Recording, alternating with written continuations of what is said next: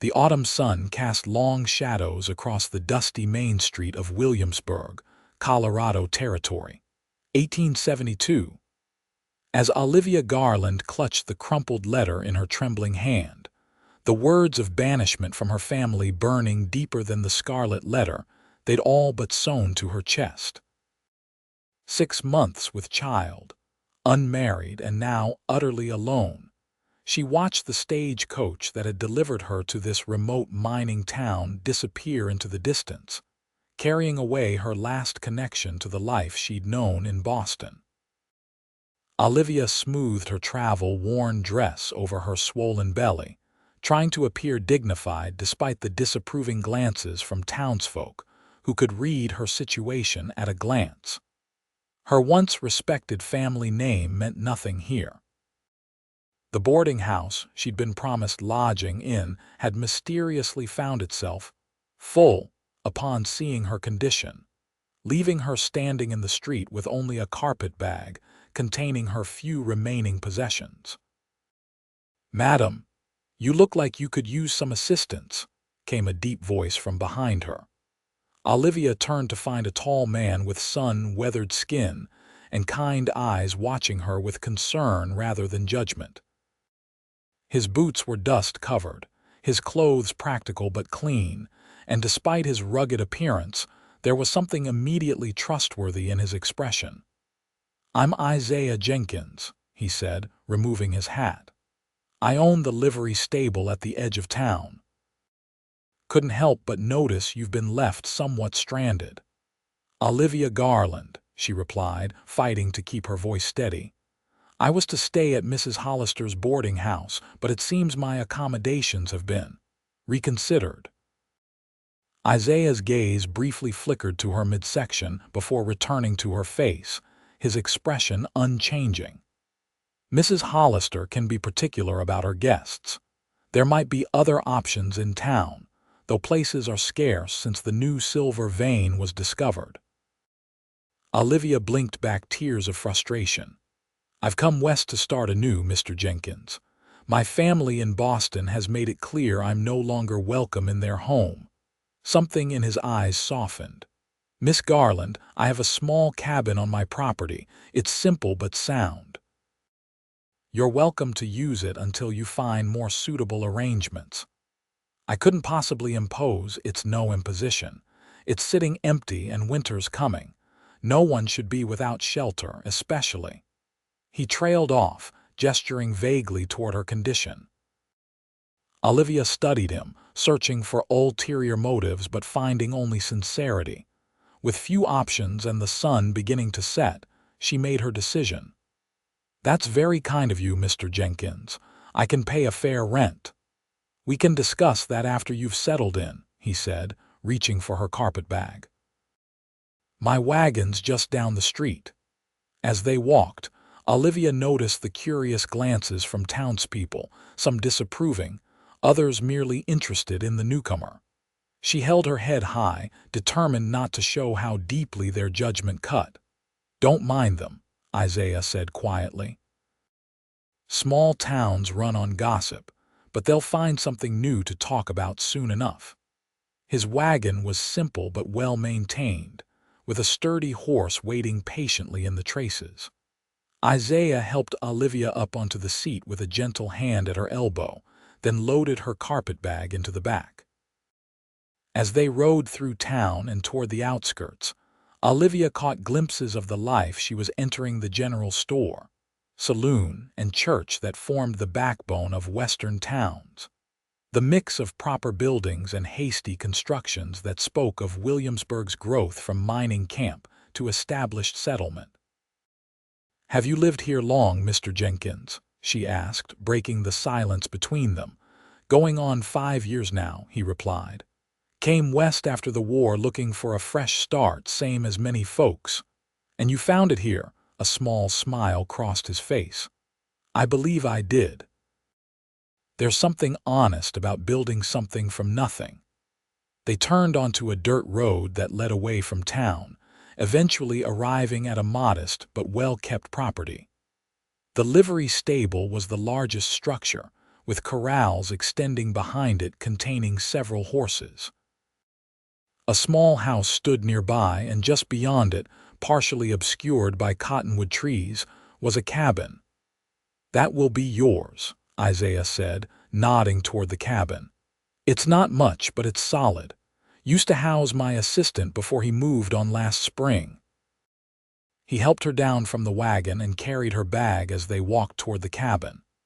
As they approached, Olivia noted the freshly swept porch and new curtains in the windows. Inside, the cabin was simple but clean, with a wood stove, table and chairs, and a bed with fresh linens. A basin and pitcher sat atop a washstand, and firewood was stacked neatly beside the stove. "You've prepared this recently," she observed. Isaiah looked slightly embarrassed. "Word travels fast on the frontier. The stagecoach driver mentioned a young woman in your condition was arriving. I thought you might need a place to stay." Olivia was touched by his foresight but remained cautious. "That's very thoughtful, but surely you didn't know I'd accept your offer." "No, madam, I didn't, but I figured it was better to be prepared." He hesitated. "There's one more thing I'd like to show you." He led her to a small adjoining room she hadn't noticed. Inside was a beautifully crafted wooden cradle, the wood smooth and gleaming with oil, decorated with carved stars and moons. "You built this," she whispered, running her fingers along the polished wood. "I had the time," he said simply, "and I figured any new mother could use one." Olivia felt tears welling in her eyes, overwhelmed by this unexpected kindness from a stranger when her own family had turned their backs. "Thank you, Mr. Jenkins. I don't know what to say." "Isaiah, please, and no thanks needed. I'll let you get settled in.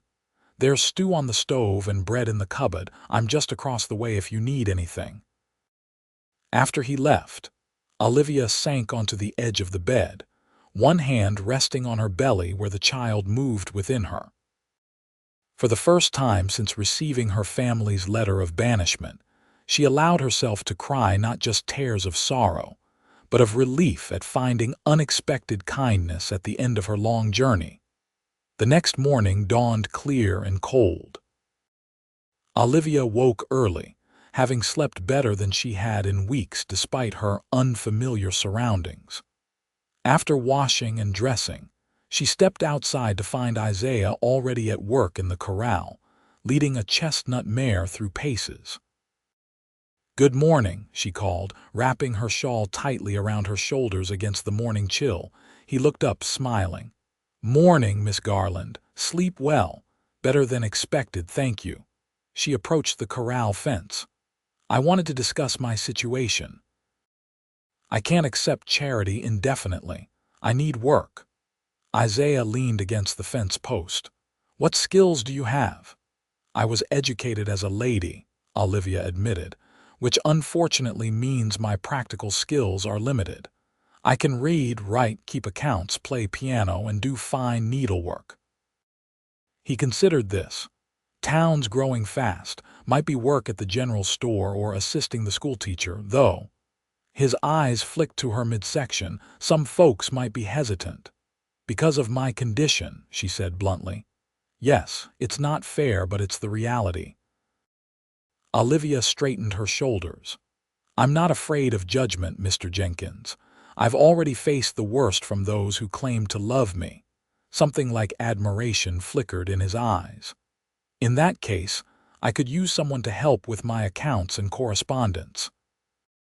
The livery's doing well enough that the paperwork's become a burden. It wouldn't be much pay to start, but it would include your lodging." "You're being very generous." "I'm being practical," he corrected.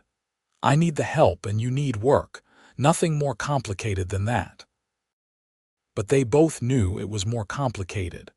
A single woman living and working on a bachelor's property would cause talk, especially given her condition.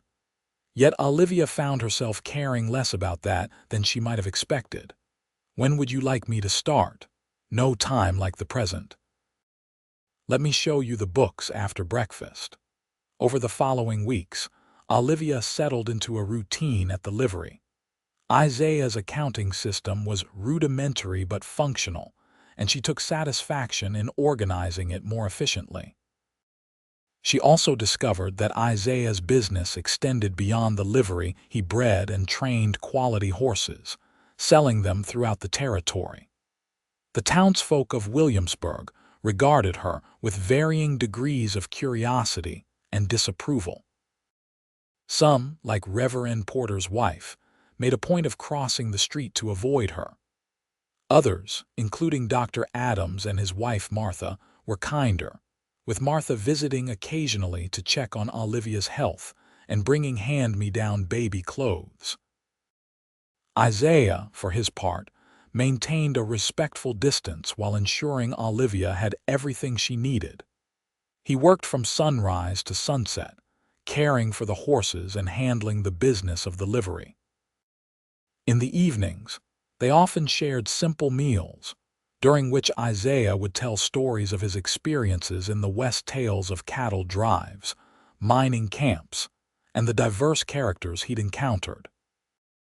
One evening in late October, as the first snow dusted the mountains visible from the cabin door, Olivia asked the question that had been on her mind. "Why did you help me, Isaiah? Truly." He was silent for a long moment, staring into the fire crackling in the stove. "My sister found herself in a similar situation some years back," he finally said. "The man who promised to marry her disappeared when he learned of the child. Our father cast her out. I was away fighting in the war and didn't know until it was too late." "What happened to her?" Olivia asked softly. "She died in childbirth, alone in a city where she knew no one. The baby, too." His voice was steady, but pain etched his features. "I've always wondered if things might have been different had she found kindness instead of judgment." Olivia reached across the table and placed her hand on his. "I'm sorry for your loss," he nodded, then stood abruptly. "It's getting late. I'll see you in the morning." As her time grew nearer, Olivia found herself thinking more about the child's father, Charles Winthrop. The son of her father's business partner, Charles had courted her with her parents' enthusiastic approval. His promises of love had led to a single indiscretion in the garden house during a summer party. When she discovered her condition and told him, expecting an immediate proposal, he denied responsibility and suggested she'd been with others. Her parents, choosing to believe the son of their valued associate over their own daughter, had given her a choice: name another father or leave their home forever. Her refusal to falsely accuse another had resulted in her journey west, funded by a modest sum from her grandmother's inheritance, just enough to start a new life far from Boston society. One particularly cold November evening, as snow fell heavily outside, Olivia sat by the stove working on baby clothes when a sharp knock came at the door. Opening it, she found Isaiah, his hat and shoulders covered in snow. "We have a problem," he said grimly. "A mare's foaling early and it's complicated. Dr. Adams is away delivering a baby in the mining camp. I need an extra pair of hands." Without hesitation, Olivia grabbed her warmest shawl and followed him to the stable. Inside, a black mare lay on her side in a stall lined with fresh straw, clearly in distress.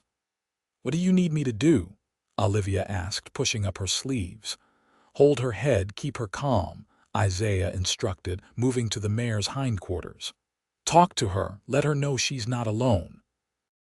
For the next hour, Olivia stroked the mare's neck and murmured soothing words while Isaiah worked to help deliver the foal. Despite her sheltered upbringing, Olivia found herself unafraid of the blood and rawness of birth, focused only on helping the struggling animal. When the foal finally emerged, a spindly-legged colt with a white star on his forehead, Olivia felt tears of relief and joy spring to her eyes. "He's beautiful," she whispered as the mare began to lick her newborn. Isaiah sat back on his heels, exhausted but smiling. You did well, Olivia. Not many city ladies would have stayed. I'm not just a city lady anymore, she replied, watching as the foal made his first wobbly attempt to stand. As they left the mother and foal to bond, stepping out into the snowy night, Isaiah suddenly took Olivia's hand. Thank you. I couldn't have done it alone. The warmth of his calloused hand around hers sent an unexpected flutter through Olivia's chest. We make a good team, she said softly. For a moment, they stood in the gently falling snow, something unspoken passing between them. Then Isaiah cleared his throat and released her hand. You should get some rest. It's been a long night. The following weeks brought a flurry of activity to the livery. Word of Isaiah's success with difficult births spread, bringing more business from local ranchers wanting his expertise with their breeding stock. Olivia found herself increasingly involved, not just with the books but with the daily operations, learning more about horses than she'd ever imagined knowing. Her own time grew nearer, her body becoming unwieldy, yet she found a strength in herself she hadn't known existed. The baby moved vigorously within her, especially at night, keeping her awake with kicks and rolls that both delighted and exhausted her. One evening in early December, Isaiah returned from town with supplies and a troubled expression. Is something wrong? Olivia asked as he unloaded packages onto her table. Reverend Porter approached me after church, he said, not meeting her eyes. He expressed concerns about our arrangement. Olivia stiffened. What kind of concerns? The usual sort. A single woman living on a bachelor's property. Your condition, how it might appear to others. And what did you tell him? That it's no one's business but ours. Isaiah finally looked at her.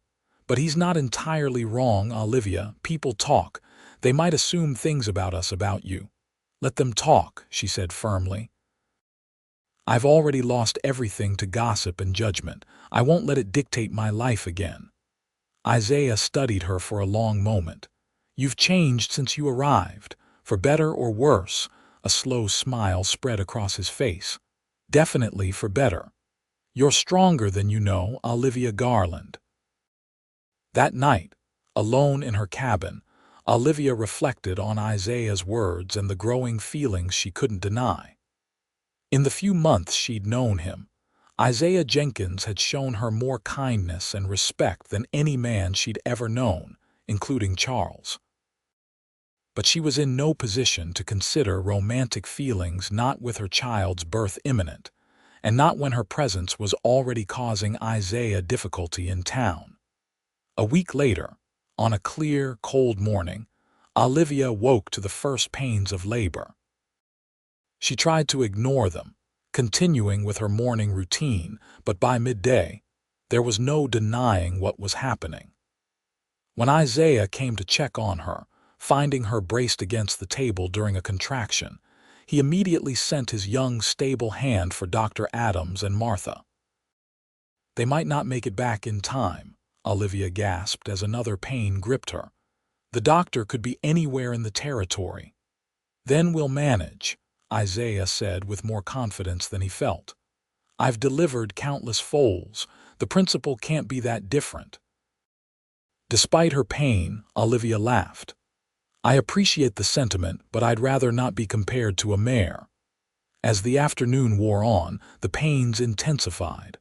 Martha Adams arrived first, taking charge with brisk efficiency. Isaiah was banished to pace outside, occasionally bringing in hot water or clean linens as requested. The labor was long and difficult. As darkness fell, Olivia's strength began to wane, her cries growing weaker with each contraction. Inside the cabin, Martha grew increasingly concerned. The baby's positioned wrong, she told Isaiah when he brought more water. We need the doctor.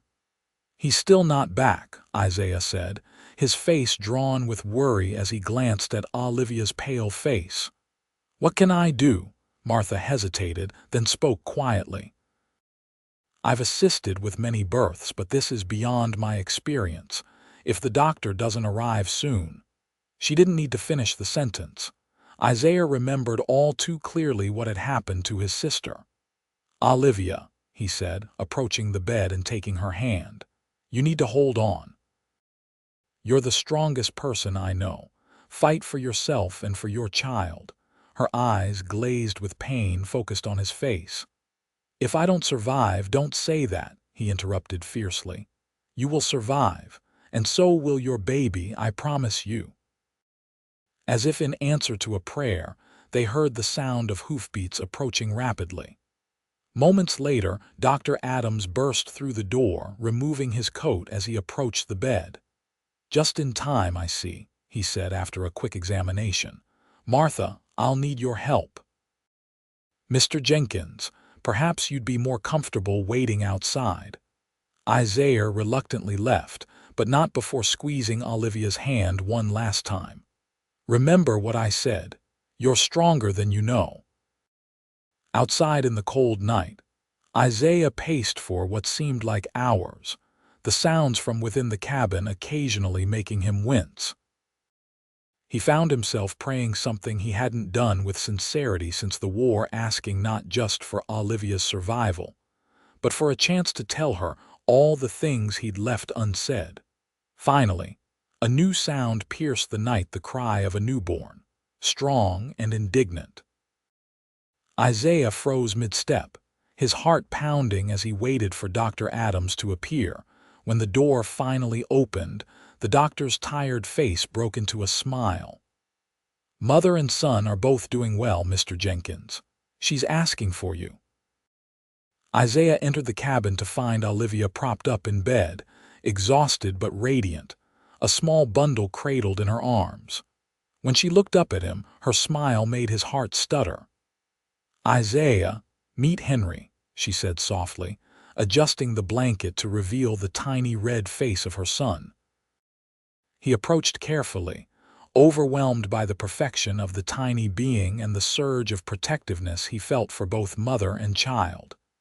"He's beautiful, Olivia, just like his mother."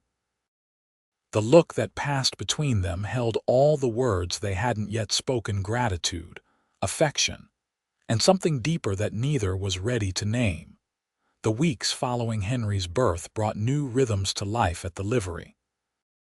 Olivia recovered her strength gradually, while Isaiah found himself increasingly drawn to the cabin to check on mother and child. He would arrive with excuses, bringing meals, firewood, or business matters to discuss, but would linger to watch Henry's developing expressions, or listen to Olivia sing lullabies in a clear, sweet voice he hadn't known she possessed. Christmas approached, bringing festive preparations to Williamsburg.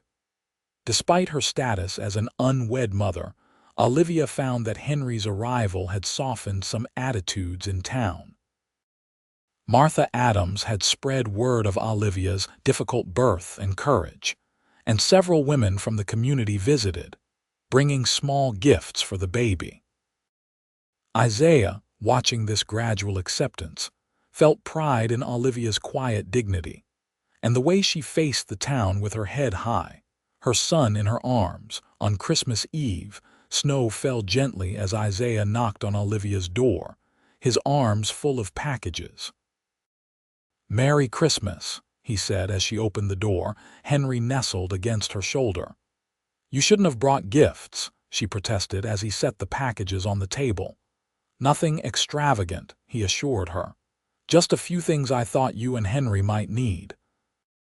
As Olivia unwrapped the packages, a warm shawl for herself, tiny boots and a blanket for Henry, and a framed photograph he'd taken in Denver of the three of them during a rare visit to the city, tears filled her eyes. "This is too much, Isaiah." "I have nothing for you except," she hesitated, then handed him a small package wrapped in brown paper. Inside was a hand-knitted scarf, the stitches neat and even in a deep blue that matched his eyes. "I worked on it while you were in the stable," she explained. "It's not much, but it's perfect," he interrupted, immediately wrapping it around his neck. "Best gift I've received in years." They sat together by the stove, Henry sleeping peacefully in the cradle Isaiah had built, and shared a simple meal. As the evening grew late, Isaiah found himself reluctant to leave. "Olivia," he said finally, "there's something I've been wanting to discuss with you." She looked up, her expression open but guarded. "What is it? Spring will be here before we know it." "I've been thinking about expanding the livery, adding more breeding stock. It would mean more work, more help needed." He paused, gathering his courage. "I'd like you to stay on permanently as my partner in the business." "Partner," she repeated, surprised. "You've already improved our bookkeeping and operations. You have a way with the customers and you're learning about the horses. I think we could build something significant together." He hesitated, then added softly, "And I've grown accustomed to having you and Henry nearby. The place would seem empty without you." Olivia was silent for a long moment, studying his face. "Is that all you're proposing, Isaiah? A business arrangement?" The directness of her question caught him off guard. In the months since her arrival, Isaiah had carefully maintained boundaries, respecting Olivia's vulnerable position and her need for security rather than complication. But sitting across from her in the warm glow of the stove, he found he could no longer deny the depth of his feelings. "No," he admitted finally. "That's not all, but I didn't want to presume. You came here for independence, not to be beholden to another man's expectations." Olivia reached across the table, taking his hand. "I came here with nothing but shame and fear. You gave me safety, purpose, and dignity. You built a cradle for my son before you'd even met me." Her voice softened. "How could I not come to care for you?"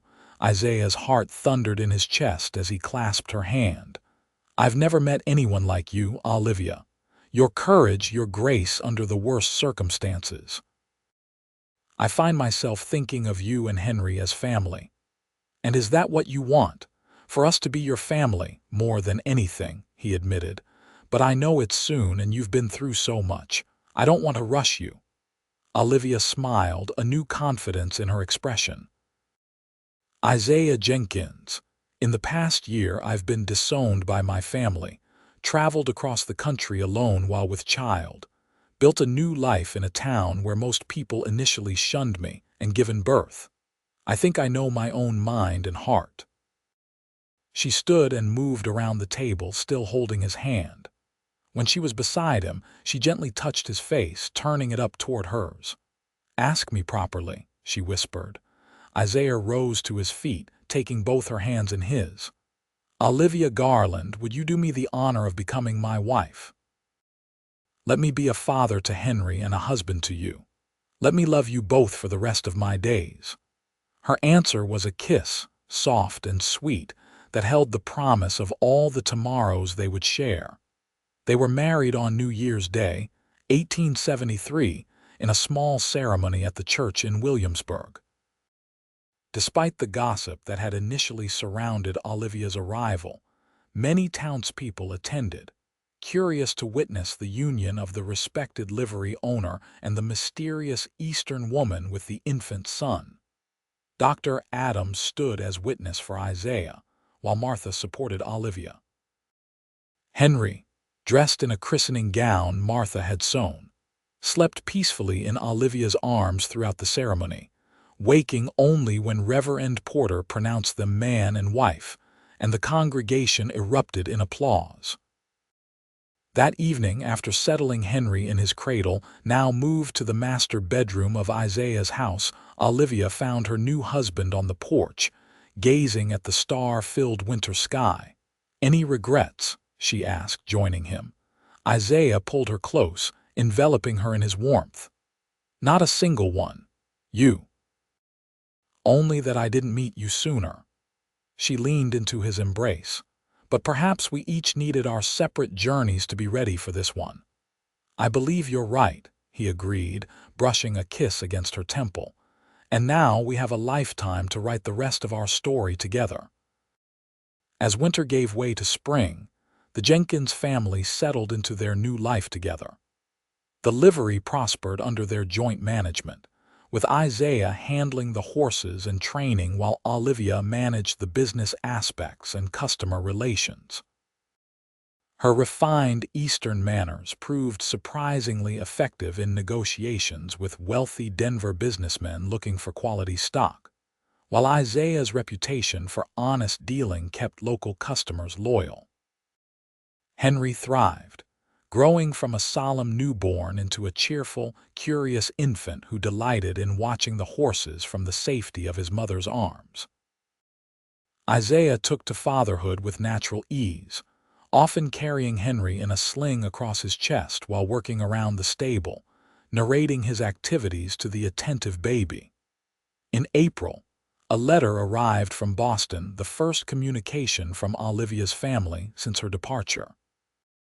Her mother, having heard through mutual acquaintances of Olivia's marriage, wrote a stiffly formal note suggesting a possible reconciliation, provided Olivia would visit Boston without the child born of sin.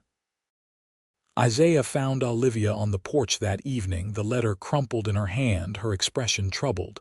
"Bad news?" he asked, settling beside her. "Not bad exactly, just disappointing." She handed him the letter. "I thought perhaps time and distance might have softened their hearts." Isaiah read it quickly, his jaw tightening at the conditions attached to the so-called reconciliation. "What will you do?" Olivia took the letter back, tore it in half, then quarters, and let the pieces flutter from her fingers. "Nothing. They've made their choice and I've made mine. My family is here now, you and Henry. I need nothing more." The pride in Isaiah's eyes as he looked at her confirmed she'd made the right decision. "I love you, Olivia Jenkins." "And I love you," she replied, leaning into his embrace as they watched the sunset paint the mountains gold. Summer brought new developments to the Jenkins household. The livery business expanded with the purchase of additional land bordering their property, allowing Isaiah to increase his breeding operation. Olivia, meanwhile, began offering reading and writing lessons to several ranch hands and miners eager to improve their education, conducting classes in the evenings at their dining table. One of her students, a young Mexican vaquero named Miguel, proved particularly apt and soon began assisting Isaiah with training the horses, showing a natural talent that complemented Isaiah's methodical approach. "You found your calling," Isaiah observed one evening as he helped Olivia clean up after her lessons. "You're a born teacher." She smiled, stacking the primers she'd ordered from Denver. "I enjoy it. These men are so hungry for knowledge, so appreciative of every skill they gain. It's rewarding in a way I never expected." "Williamsburg could use a proper school," Isaiah mused. "The mining camps are becoming permanent settlements, families are moving in, but the children have nowhere to learn except at their mother's knees." The seed planted that night took root in Olivia's mind. Throughout the summer, as Henry learned to sit up and began babbling his first attempts at words, she researched what would be needed to establish a school. By autumn, with Isaiah's encouragement and financial backing, she had secured a small building on the edge of town and begun renovations to transform it into a schoolhouse. "Mrs. Jenkins, this is a wonderful development for our growing community," Mayor Thompson declared when Olivia presented her plans at the town meeting. "But who will teach? We can't afford to hire a schoolmaster from the East." "I will," Olivia replied firmly. "I've been educated at one of Boston's finest ladies' academies and have already proven my teaching abilities with the adult students I've been instructing." There were murmurs in the town hall, some supportive, others skeptical. Reverend Porter stood, his expression troubled. "Mrs. Jenkins, while your academic qualifications may be adequate, there are concerns about your moral example, given the circumstances of your arrival in our town." Isaiah started to rise, anger evident in his face, but Olivia placed a restraining hand on his arm. "Reverend Porter," she said calmly, "I understand your concerns. Yes, I arrived in Williamsburg as an unwed mother. But I also arrived as a woman seeking redemption and a new beginning, which I have found through hard work, faith, and the love of a good man who saw beyond my circumstances to my character." She looked around the room, meeting the eyes of those who had initially shunned her. "If my story teaches the children of this town anything, I hope it will be that mistakes need not define us, that redemption is possible, and that judging others harshly serves no one. Isn't that, after all, what Christ himself taught?" A moment of silence followed her words, broken by Martha Adams beginning to applaud, quickly joined by others until most of the room was showing their support.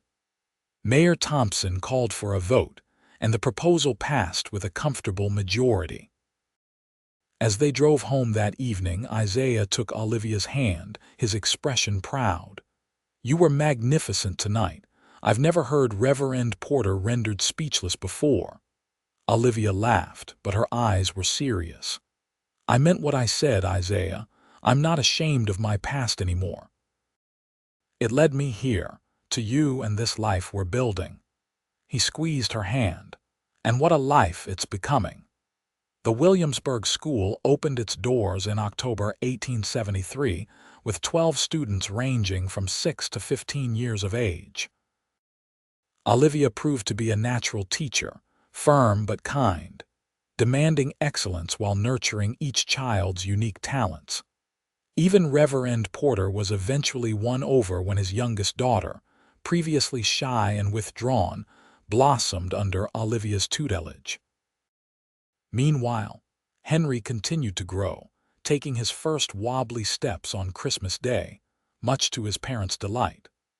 The bond between Isaiah and the boy strengthened daily, with Henry clearly adoring his adoptive father, reaching for him whenever Isaiah entered the room. As winter settled over Colorado again, Olivia discovered she was expecting another child. When she shared the news with Isaiah, his joy was tempered with concern. "You'll need to rest more," he insisted, remembering the difficulty of Henry's birth. "Perhaps take a break from teaching." "I'm perfectly healthy," she assured him, "and Dr. Adams says there's no reason to expect complications, but I promise to be careful." The pregnancy progressed smoothly, with Olivia maintaining her teaching duties while Isaiah and Miguel handled more of the livery business. As her condition became apparent, Olivia was touched by the town's response, so different from her previous experience. Women brought gifts and offered assistance with Henry, while their husbands helped Isaiah with extra work around the property. In late July 1874, Olivia gave birth to a son they named James, after Isaiah's father. Unlike Henry's difficult delivery, James arrived quickly and without complication. When Isaiah first held his newborn son, tears unashamedly tracking down his weathered cheeks, Olivia felt her heart might burst with happiness. "He has your eyes," she observed as Isaiah cradled the infant. "And your determination," Isaiah replied, watching as James's tiny fist gripped his finger. "Did you see how he came into the world all business and purpose?" Olivia laughed. "He certainly didn't waste any time." Henry, now nearly 2 years old and full of energy, approached the bed cautiously, curious about the new arrival. "Baby?" he asked, pointing at his brother. "Yes, Henry." "This is James, your brother," Olivia explained. "Can you say hello?" Henry patted the baby's head with surprising gentleness. "Hello, James." Isaiah lifted Henry onto the bed beside Olivia, and for a moment, the four of them formed a perfect tableau, a family created not by blood or obligation, but by choice and love. As summer faded into autumn, Olivia resumed her teaching with James often accompanying her to school, sleeping in a basket beside her desk, while Henry played with building blocks in the corner. The sight of their teacher caring for her children while educating the town's youth became a familiar one in Williamsburg, a living lesson in balancing duty and family. Isaiah, meanwhile, found unexpected success when one of his trained horses caught the eye of a wealthy Denver businessman, leading to a contract to supply mounts for a stagecoach line. The financial security this provided allowed them to hire additional help at the livery, giving both Isaiah and Olivia more time with their growing family. In the spring of 1875, a surprising visitor arrived in Williamsburg, Charles Winthrop, Henry's biological father. Isaiah was working in the corral when a well-dressed Eastern gentleman approached, asking directions to the school. Something in the man's bearing a certain entitled confidence raised Isaiah's suspicions. "What business do you have at the school, if you don't mind my asking?" The man hesitated. "Personal business with the teacher, Mrs. Jenkins. I believe she was previously known as Miss Garland." Isaiah's expression hardened. "I'm Isaiah Jenkins, her husband, and you are Charles Winthrop of Boston." The man extended his hand, which Isaiah deliberately did not take.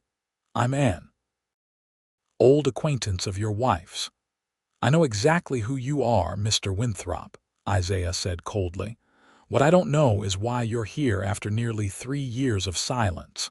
Charles lowered his hand, his smile fading. "My father recently passed away, leaving me his business interests. In reviewing old correspondence, I discovered letters indicating certain situations I was unaware of. I've come to make amends." "Amends," Isaiah repeated, his tone making the word sound like a curse. "You denied responsibility for your child, let Olivia face disgrace alone, and now you want to make amends." "I was young and foolish," Charles admitted. "And yes, cowardly. But I've come a long way to right that wrong." Isaiah studied the man before him, wealthy, educated, and clearly accustomed to getting his way. The kind of man Olivia had been raised to marry. For a moment, doubt crept into his heart. "It's not my decision," he said finally. "It's Olivia's and Henry's when he's old enough to understand." He led Charles to the schoolhouse, where lessons were just concluding for the day. Olivia was helping a young girl with her reading, James asleep in his basket nearby, while Henry built a tower of blocks that kept collapsing to his frustrated delight. When she looked up and saw Charles, Olivia froze, her face draining of color. "Charles, what are you doing here?" "Hello, Olivia," Charles said, removing his hat. "You're looking well. Motherhood suits you." Isaiah moved to Olivia's side, a silent statement of support as she gathered herself. "Children, that's all for today. Please remember your arithmetic for tomorrow." As the students filed out, curious about the well-dressed stranger, Olivia lifted James from his basket and called Henry to her side. The boy came obediently, wrapping his arms around her skirts while eyeing Charles with childish suspicion. "This is Henry?" Charles asked, his voice softer as he looked at the boy who so clearly resembled him around the eyes and mouth. "Yes," Olivia confirmed, one hand protectively on Henry's head. "And this is James, our younger son." Charles nodded politely toward Isaiah. "You have a beautiful family." "Why are you here, Charles?" Olivia asked again, her voice steadier now. "After all this time?" Charles explained about his father's death. The discovery of letters that revealed his father had pressured him to deny paternity, threatening disinheritance if he married Olivia. "It doesn't excuse what I did," he concluded, "but I want you to know I've regretted it. And now that I'm in a position to offer support, we don't need your money," Isaiah interrupted. "Isaiah," Olivia said gently, "let him finish." Charles continued, outlining a proposal to establish a trust fund for Henry's education and future. "I don't expect to play any role in his life unless you both wish it. This is simply about ensuring he has the opportunities my actions might have denied him." Olivia and Isaiah exchanged a long look, years of shared understanding passing between them. "We need time to discuss this," Olivia said finally. "It's not a decision to be made hastily." Charles nodded. "Of course. I'll be staying at the hotel for a few days. May I? May I at least speak with Henry before I go?" Olivia hesitated, then nodded. Charles knelt to Henry's level, careful to maintain a respectful distance. "Hello, Henry. I'm Mr. Winthrop. I knew your mother a long time ago." Henry regarded him solemnly. "I'm building a tower," he announced, pointing to his blocks. "It's a very fine tower," Charles replied, smiling despite the tears that suddenly threatened. "You must be a very clever boy." "Papa helps me," Henry said, looking up at Isaiah with adoration. "He builds big things too." Charles's smile faltered momentarily, but he recovered. "Your papa is a fortunate man," he said, rising to his feet. "Thank you for allowing me this time. I'll await your decision." After he left, Isaiah gathered Henry into his arms, holding him perhaps a bit tighter than usual. "What do you think?" he asked Olivia. She sighed, bouncing James gently as he began to stir. "I don't know. Part of me wants to refuse his money to tell him we've managed perfectly well without him. But it could provide opportunities for Henry we might struggle to give him," Isaiah finished. "Education, perhaps a profession if that's what he wants." Olivia nodded. "It's not about us or even about Charles. It's about what's best for Henry." That night, after the children were asleep, they discussed the matter further, weighing the benefits against the potential complications. By morning, they had reached a decision. They met Charles at the hotel, where Isaiah presented their terms. They would accept the trust for Henry's education, but with conditions. The money would be held in trust until Henry turned 18, with Isaiah and Olivia as trustees. Charles would have no claim to paternal rights or influence over Henry's upbringing. If he wished to know his biological son in the future, that would be Henry's decision when he was old enough to make it. Charles, to his credit, accepted these terms without argument.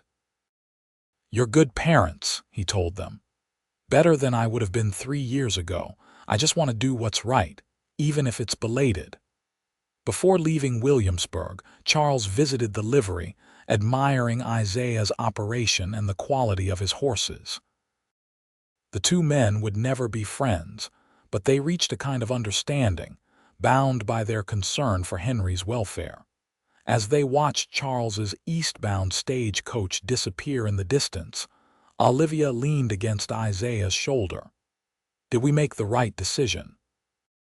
"I believe we did," he replied, his arms secure around her waist. "We've given Henry options for his future while protecting our family now." Olivia nodded. "I never imagined Charles would reappear or that he would accept our terms so readily." "People can change," Isaiah observed. "Just as we have."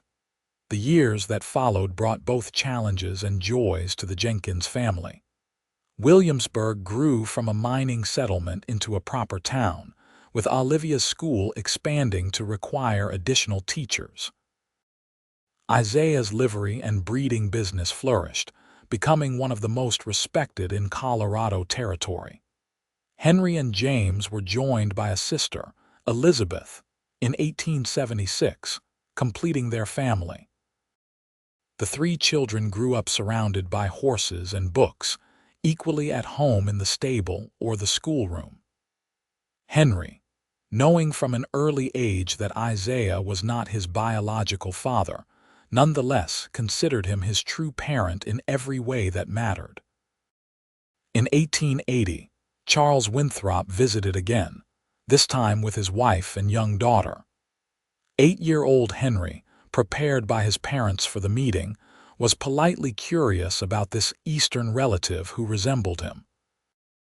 While no deep bond formed, the visit established a cordial relationship that would continue through occasional letters, and small gifts on birthdays.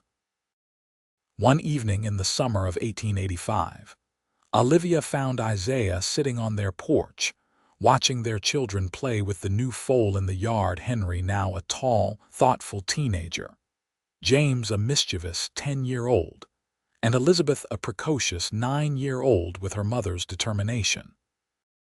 "Penny for your thoughts," she said, settling beside him. Isaiah smiled, drawing her close. "I was just thinking about that first day you arrived in Williamsburg. Do you remember? How could I forget? Pregnant, alone, rejected by the boarding house, standing in the street with nowhere to go. And now look at you, respected teacher, mother of 3, pillar of the community." Olivia laughed. "Hardly a pillar. Some still cross the street when they see me coming." "Their loss," Isaiah said firmly. "You know, I never told you this, but I saw you step down from that stagecoach. Even dusty from travel, obviously with child and close to tears, there was something about you, a dignity, a strength underneath the vulnerability. I knew right then I wanted to help you." "Is that why you'd already built the cradle?" she asked softly. "You knew I'd need it." "I built it hoping you'd accept my offer of the cabin. I couldn't bear the thought of you and your child having nowhere safe to go." He shook his head, smiling at the memory. "I never imagined you'd become my wife, that we'd build this life together." "Nor did I," Olivia admitted. "When my family cast me out, I thought my life was over. Instead, it was just beginning." She took his weathered hand in hers, their fingers intertwining with the ease of long practice. "Thank you for the cradle, Isaiah, for giving us a home when we had none." "Thank you for staying," he replied simply. "For making this house a home, for giving me a family, for loving me." As the sunset painted the Colorado sky in shades of gold and crimson, they watched their children's laughter, listening to the sounds of the life they'd built together, horses nickering in the stable, the distant bustle of the growing town, and the peaceful rhythm of their shared heartbeat. From a single act of kindness, a cradle built for an unknown woman and her unborn child had grown a love that sustained them through all the seasons of their lives, a love as vast and enduring as the western sky above them. Henry, noticing his parents on the porch, waved to them, his smile so like Isaiah's that strangers often remarked on the resemblance not of blood, but of spirit, forged through years of love and example. James and Elizabeth raced to join him, calling for their parents to come see the foal's newest trick. Hand in hand, Isaiah and Olivia rose to join their children, stepping forward together into the golden evening light, 2 people who had found in each other not just love, but home.